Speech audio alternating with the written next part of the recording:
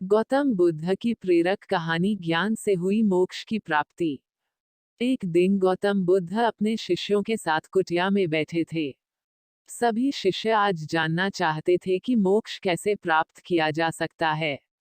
इसलिए उन्होंने बुद्ध जी से निवेदन किया कि वो आज मोक्ष पर उपदेश दें। शिष्यों की बात मानकर बुद्ध जी ने एक कहानी सुनाना शुरू किया। ये कहानी थी एक जल्लाद और भिक्षुक की।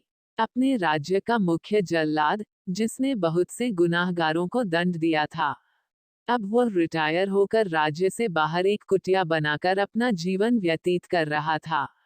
उसे हमेशा लगता था कि उसने कितने लोगों की हत्या की है, वह कितना पापी है। ऐसे ख्यालों से वह हमेशा घिरा रहता था।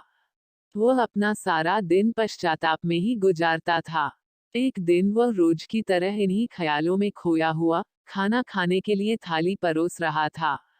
तभी उसको दरवाजे से किसी की आवाज आई। उसने बाहर जाकर देखा तो एक भिक्षुक खड़ा था।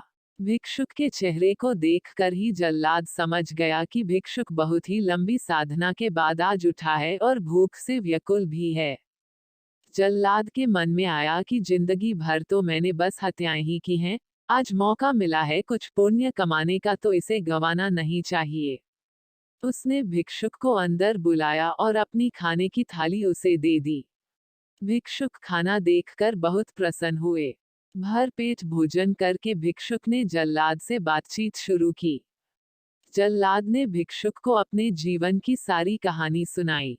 उसने बताया कि वह कैसा काम करता था, उसने कितने लोगों को फांसी दी और वह सोचता है कि वह कितना बड़ा अपराधी है। जल्लाद की वेदना सुनकर भिक्षुक बहुत ही शांत स्वर में बोले कि क्या तुमने वो जीव हत्याएं अपनी मर्जी से की थी? जल्लाद ने कहा, नहीं, मैं तो बस मेरे राजा की आज्ञा का पालन कर रहा था। मेरा कोई भाव नहीं था उन्हें मृत्युदंड या सजा देने का। तब भिक्षुक ने कहा, तब तुम अपराधी कैसे हुए? तुम तो अपने राजा के आदेशों का पालन कर रहे थे। जल्लाद को एहसास हुआ कि वह किसी गलत काम के लिए जिम्मेदार नहीं था, उसका कोई दोष नहीं है, वह तो सिर्फ अपना दायित्व पूरा कर रहा था। इस प्रकार जल्लाद का मन शांत हुआ। फिर भिक्षुक ने जल्लाद को उपदेश दिया और उससे विदा ले ली। भिक्षुक को विदा करके जब जल्लाद वापस घर में आया, उसकी मृत्यु हो गई, जिसके बाद उसको मोक्ष प्राप्त हुआ। इतना कहकर बुद्ध जी ने कहानी को विराम दिया। सभी शिष्य बहुत ही आश्चर्य के साथ बुद्ध जी की ओर देख रहे थे।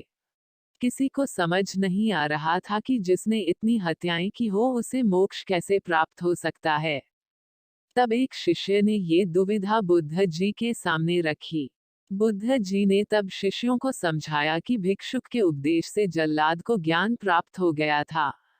जल्लाद के जीवन में पहली बार किसी ने उसे ज्ञान का उपदेश दिया था, इसलिए मृत्यु के बाद उसे मोक्ष प्राप्त हुआ। अपनी बात को विराम देते हुए अंत में बुद्ध जी बोले, बिना ज्ञान के 1000 शब्दों का उपदेश भी बेकार है, किंतु जब शांत मन से उपदेश का एक शब्द भी सुन लिया जाए तो वह ज्ञान दे देता है, और ज्ञान से ही मोक्ष की प्राप्ति संभव है। कहानी से सीख। इस कहानी ने हमें सिखाया कि अपने कर्तव्यों का पालन बिना किसी दुर्भाव के पूरी निष्ठा के साथ करना चाहिए।